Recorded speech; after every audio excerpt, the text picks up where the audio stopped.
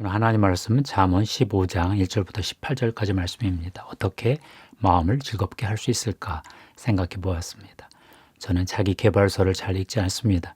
신학교에서 자기계발서는 인본주의 책이다, 읽지 마라 했기 때문이죠. 노만 빈센트 필의 긍정적 사고방식도 안 읽었고요. 로버트 슐러의 불가능은 없다, 이 책도 못 읽었습니다. 그러다가 생각이 좀 바뀌었습니다. 하나님이 교회는 특별 은총으로 역사하지만 세상은 일반 은총으로 역사하시는구나 하는 걸 깨달았기 때문이죠. 그래서 서점에 가면 이제 가끔 베스트셀러 코너를 둘러봅니다. 최근에 가보니 위대한 시크릿이라는 책이 나왔더라고요. 지난번 론다 버니 쓴 시크릿, 그 책이 최장기 베스트셀러가 됐다는 얘기를 들었어요. 저는 그 책 안 읽었죠. 네, 이번에 다시 나왔다 하길래 무슨 책인가 하고 좀 들춰보았습니다. 그랬더니 인간의 마음에 대한 그런 책인데요. 생각보다 가벼운 책이 아니더라고요. 특별히 7장에 부정적인 감정을 다스리는 어떤 그런 법이 있었는데 깜짝 놀랐어요. 오늘 성경 본문도 인간의 마음에 대한 말씀을 하고 있습니다. 마음의 즐거움은 얼굴을 빛나게 하여도 마음의 근심은 심령을 상하게 하느니라. 첫째, 마음이 즐거우면 우리가 행복한 삶을 살 수 있지요. 마음의 즐거움은 얼굴을 빛나게 하여도 그랬죠. 13절 말씀입니다. 우리는 상황이 행복하면 행복하다고 느낍니다. 행복은 만족감이죠. 내 욕구가 채워졌을 때 기쁩니다. 저도 세계교회사, 21세기 교회사 강의를 마쳤는데요. 한 학기 강의를 성공적으로 마쳤다 생각이 되니까 기뻤습니다. 성취감이죠. 해냈다. 한동안 정말 이 강의에 대한 성취감으로 행복을 느낄 것 같습니다. 하나님이 맡기신 큰 일을 해냈다 하는 그 자부심까지 수반이 되었습니다. 문제는 상황이 안 좋을 때죠. 내 뜻대로 일이 안 풀릴 때, 그때도 제가 행복할까? 이번 학기 강의가 잘 안 풀렸으면 제가 그래도 행복했을까? 어려운 얘기입니다. 두 번째, 마음이 슬프면 행복한 삶을 살 수 없겠죠. 마음의 근심은 심령을 상하게 하느니라. 13절 말씀입니다. 근심은 상실감인 슬픔의 일종입니다. 나에게 중요한 무언가를 잃었을 때 슬픕니다. 돈을 날리면 슬픕니다. 앞으로 어떻게 살아가야 하나 근심이 몰려옵니다. 건강이 나빠지면 슬퍼집니다. 나이가 들면서 건강이 예전 같지 않을 때 근심이 밀려옵니다. 슬픈 마음이 들면 인생이 불행해집니다. 슬퍼할 일이 계속 생길 가능성이 많습니다. 슬픔은 슬픈 일을 끌어당기는 것 같습니다. 린 그라본이라는 분이 있는데 이분이 여기가 끝이 아니다 하는 그 책을 썼어요. 이 책이 절판이 되었다가 다시 복간이 되었더라고요. 이 책을 읽어보면 생각의 물리학, 느낌의 역학 이런 표현이 나와요. 물리학의 역학이 있습니다. 힘이 작용하는 법칙을 말하죠. 뉴턴의 만유인력의 법칙, 중력의 법칙 같은 것입니다.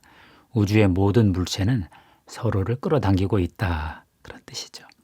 그런데 린 그라보는 그 마음의 감정과 느낌이 외부의 사건을 끌어당긴다. 이런 주장을 했어요.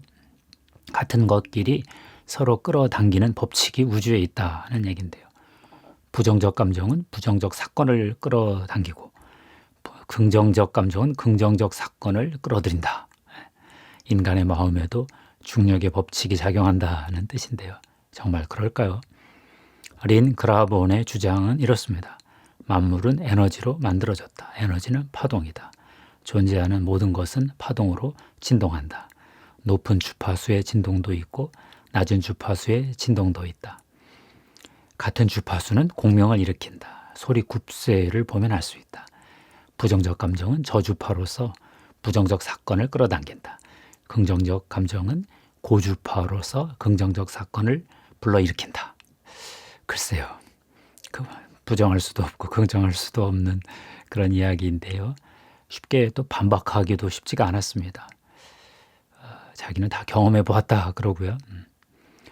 기쁜 감정이 기쁜 사건을 끌어들이는 것은 잘 모르겠습니다. 그런데 슬픈 감정이 슬픈 사건을 일으키는 것은 많은 것 같습니다.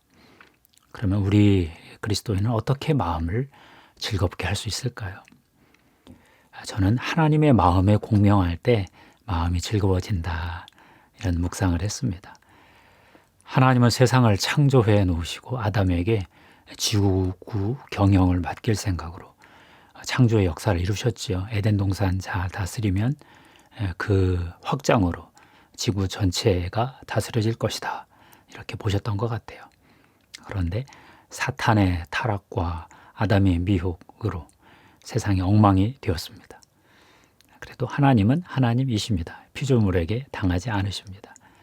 하나님은 사탄과 인간이 망가뜨린 세상을 회복하고 원래 창조의 목적을 이루시기 위해서 긴 구원 역사, 선교의 역사를 펼치셨습니다. 이스라엘로 안 되니 예수 그리스도를 보내셨고 성령을 파송하셨습니다. 성령이 오셔서 120명의 초대교회 공동체가 탄생했고 이들을 통해서 인류 구원의 역사를 이루어 가기 시작하셨습니다. 언제 하나님이 가장 기쁘실까요?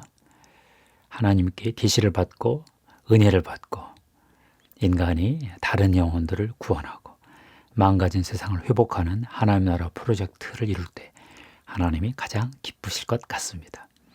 저는 공부할 때가 기쁩니다. 하나님의 창조 세계, 인간 역사의 어떤 법칙, 이런 것들을 발견할 때 기쁩니다. 아, 하나님이 이렇게 우주를 만드셨구나. 하나님이 인간을 이렇게 만드셨구나. 사회가, 역사가, 문화가 이렇게 진행이 되는구나. 사탄이 아무리 저렇게 강해도 하나님이 더 강하시고 사탄의 괴괴를 다 역전시키겠구나. 이런 깨달음이 올 때 가장 기쁩니다. 하나님이 주신 기쁨이라고 저는 고백합니다. 론다 본 시크릿의 그 저자, 이번에 나온 위대한 시크릿, 이 책의 7장만 한번 보았습니다. 그 책 제목이 너무 좋았습니다. 부정적 감정 끝내기. 긍정적 감정이 긍정적 사건을 끌어당기고 부정적 감정이 부정적 사건을 끌어당긴다 했는데 문제는 어떻게 부정적 감정을 바꿀 수가 있겠어요? 상황이 부정적 감정을 이미 일으켰는데 이제 내 쪽에서 상황은 나빠도 부정적 감정을 긍정적으로 바꿀 수 있을까? 뭐 그런 얘기인데요. 론다 번이 몇 가지 조언을 했습니다. 첫째, 부정적 감정을 알아차려라. 어웨어니스라고 그러죠. 알아차림. 내가 이런 슬픈 감정이 들었구나. 이런 절망감이 밀려왔구나. 내가 압도당하고 있구나. 알아차리면 문제의 절반은 해결되었다 합니다. 둘째, 부정적 감정을 억압하지 말고 허용하라 그럽니다. 저항하면 더 지속이 된다는 거죠. 그냥 허용하고 허락하고. 셋째, 부정적 감정을 환영할 수 있으면 환영하라. 그러면 이거 엄청나게 빠르게 해소된다는 거예요. 순간적으로 부정적 감정이 더 강해질 수도 있는데 곧바로 갑자기 다 풀어진다, 해소된다 그랬습니다. 다시 부정적 감정이 올 수 있겠죠. 그렇지만 이번에는 약하게 옵니다. 그러면 다시 반복하면 더 쉽습니다. 네 번째, 부정적 감정을 알아차리는 상태를 유지해라. 알아차림의 그 어떤 집중된 어떤 마음의 초점을 사랑하라. 유지하라. 집중하라. 참 지혜롭다 생각했습니다. 일반원총의 위력을 느꼈죠. 해봤습니다. 좋던데요. 상황이 안 좋아서 마음이 찝찝하고 어쩌다 보면 서너 시간 그냥 훌쩍 지나가잖아요. 그동안 서너 시간 동안 부정적 감정에 시달리고 있다는 것은 천국은 아니죠. 하나님께 기도하면서 한번 해봤습니다. 그랬더니 되더라고요. 상당히 성공적이었습니다. 그런데 우리는 그리스도인들은 이런 일반원총의 방법, 위대한 시크릿의 저런 방법을 꼭 쓸 필요는 없습니다. 우리에게는 더 강한 은총, 특별 은총이 있습니다. 하나님이 과거에 부어주신 은혜를 기억만 하면 됩니다. 저는 중생하던 그 즈음의 그 시즌의 그 감격을 잊을 수가 없습니다. 영적으로 조금 영계가 열리고 말씀이 순종이 될 때, 자아부정이 될 때 정말 기뻤습니다. 자아부정의 고비고비 제 인생의 결정적 승리의 순간이었습니다. 천국에 가서 주님 배울 날을 기대만 해도 됩니다. 하나님의 보좌, 이 땅을 다스리시는 영의 세계의 센터, 그곳 보좌만 생각하면 그냥 천국의 기쁨이 이렇게 내려옵니다. 오늘 본문 중에 여호와의 눈은 어디서든지 악인과 선인을 감찰하시느니라 했습니다. 3절 말씀. 여호와는 특별히 우리의 마음을 감찰하실 것입니다. 우리의 죄만 감찰하시는 것이 아니라 우리의 부정적인 마음도 감찰하실 것입니다. 우리 마음이 부정적으로 눌려 있으면 하나님이 슬프실 것입니다. 하나님을 위해서라도 우리 마음을 즐겁게 유지해 봅시다. 감사하는 마음, 사랑하는 마음, 하나님께 영광 돌리는 마음을 품어봅시다. 경외하는 마음, 하나님께 감격하는 마음, 감동하는 마음, 이런 긍정적인 영적인 마음을 유지해 봅시다. 하나님의 마음이 그러시니 우리도 그럴 수 있습니다. 우리가 하나님의 형상으로 창조되었다는 그 말씀이 맞다면 우리도 충분히 하나님과 같은 그런 고귀한 감정, 숭고한 감정을 저희들도 유지하고 누릴 수 있습니다. 오늘 15절 말씀이 참 감동적입니다. 고난받는 자는 그 날이 다 험악하나 마음이 즐거운 자는 항상 잔치하느니라. 고난받는 자들은 힘들죠. 그런데 고난의 환경 속에서 마음이 즐겁게 우리가 영성을 끌어올릴 수 있다면 우리가 잔치할 수 있습니다. 마음이 즐거운 자는 고난을 당해도 항상 잔치할 수 있다. 이렇게 말씀을 받았습니다. 슬픈 생각이 들 때 하나님이 베푸신 은혜를 기억해냅시다. 그러면 다시 즐거운 마음이 솟아날 것입니다. 이 땅에서 슬픈 일이 한두 가지가 아니죠. 그때 하늘 보좌를 바라봅시다. 하나님을 쳐다봅시다. 가끔 역사가 혼돈스럽고 이 민주주의 자본주의 역사가 어디로 가나 선진국이 흔들리니까 우리는 어쩌나 저는 그런 마음의 두려움이 오죠. 주님이 너는 나를 믿어라. 내가 역사의 주권자인 것을 믿어라. 내 아들이 역사를 최종 정리할 때까지 너는 나를 믿어라. 즐거운 마음을 유지하는 것, 이것은 영성 훈련입니다.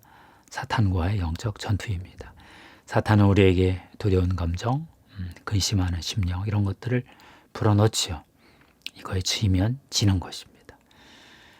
우리 마음을 즐겁게 유지할 때, 영으로 혼을 다스릴 때 하나님이 영광 받으시고 우리도 마귀를 이긴 것입니다. 고난 속에서도 마음을 즐겁게 해서 하나님의 마음을 기쁘게 해드리고 하나님이 주시는 샬롬의 복을 누리는 우리가 됩시다.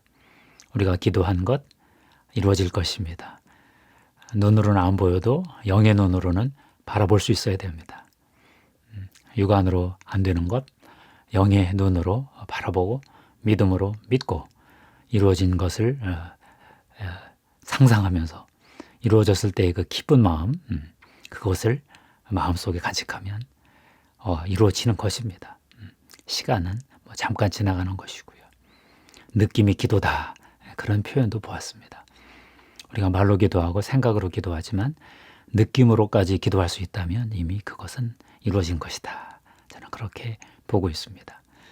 느낌의 역학, 느낌의 영성, 감정의 역학, 감정의 영성 속에서 하나님 나라의 능력을 누리는 우리 성도들 되기를 축복합니다. 기도하겠습니다. 하나님 감사합니다. 저희에게 마음을 즐겁게 유지할 수 있는 이 묵상 주셔서 감사합니다. 환경이 힘들어도 마음을 즐겁게 유지할 수 있는 영성 훈련을 꼭 성공적으로 통과하게 해 주시옵소서. 나중에 기도 응답이 되었을 미래를 미리 상상하고 느낌으로 즐거워할 수 있는 저희들 되게 해 주시옵소서. 십자가의 피를 뿌리고 덮습니다. 모든 좌절의 영들, 낭망의 영들 예수 이름으로 명하노니 떠나갈지어다. 아버지 하나님 성령의 기름 부음으로 저희에게 기쁨을 유지시켜 주시옵소서. 예수 그리스도의 이름으로 축복하며 기도하옵나이다. 아멘.